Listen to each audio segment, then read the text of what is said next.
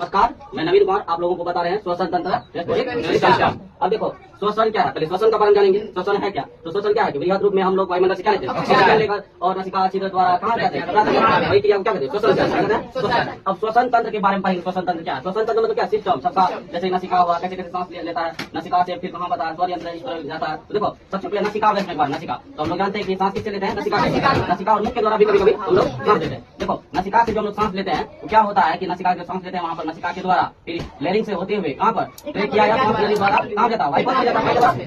वाइपस क्या करता है कि ऑक्सीजन को ब्लड के द्वारा भेज देता है। ब्लड क्या करता है कि कोशिका में भेज देता है, कोशिका फिर माइटोकॉन्ड्रिया में भेज देता है। माइटोकॉन्ड्रिया किसमें पाया जाता है, कोशिका में पाया जाता है। कोशिका में पानी पड़ता है, हम लोगों को क्या देता है, ऊर्जा देता है, जो कि और उसमें भी कायम रहता है। अब यहाँ पर लिखे हैं क्या कि ऑक्सीकरण। हम लोग जानते हैं कि श्वसन के दौरान ऑक्सीकरण बहुत जरूरी है, इसलिए ऑक्सीकरण भी जरूरी है। और श्वसन के लिए श्वसन का क्रिया होता है, श्वसन तंत्र में ऊर्जा भी निकलता है। और जैसे कि हम लोग जानते हैं कि श्वसन के दौरान हम लोग क्या ऊर्जा मुक्त होता है, एनर्जी मिलता है, जैसे भोजन का अनुभव करता है। और ये उष्मा भी लिखा है, क्या लिखा है, उष्मा। अब देखो उष्मा लिखा है, इसका मतलब क्या हुआ कि उष्मा हम लोग शरीर में टेम्परेचर जो होता है कायम रखता है। अगर कोई भी बॉडी जैसे मर जाता है, किसी का शरीर मर गया, कोई मर गया, तो उसका उष्मा लिखना का छुएंगे क्या होगा, क्योंकि श्वसन क्रिया होता है उसमें नहीं होता। अब देखो ये हम लिखे हैं श्वसन अंग। कौन कौन जीवों में श्वसन अंग है, क्या क्या है उसका बारे में जानेंगे। जैसे कि स्तनधारी जीव, स्तनधारी जीव किसको कहते हैं, जो भी अपने बच्चों को दूध पिलाता है, क्या कहते हैं, स्तनधारी जीव। उसका श्वसन अंग क्या है, तो हम लोग मनुष्य, हम लोगों का मनुष्य का श्वसन अंग क्या है, उसी तरह कीट हुआ, कीट हुआ, उसका श्वसन अंग क्या है, आप लोगों को पढ़ाए हैं श्वास लेने के बारे में। और जलीय जीव जितना भी रहता है वो गैस के द्वारा सांस लेता है, जैसे मछली हुआ, किसके द्वारा सांस लेता है,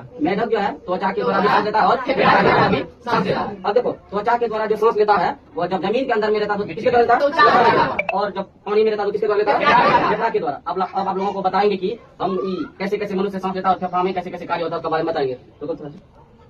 तो प्रयोग करके दिखाएंगे कि मनुष्य जो है फेफड़ा में कैसे सांस लेता है, कैसे जैसे सांस लेते हैं क्या होता है और सांस छोड़ते हैं कैसे क्या होता है उसका बारे में बताएंगे। और कोई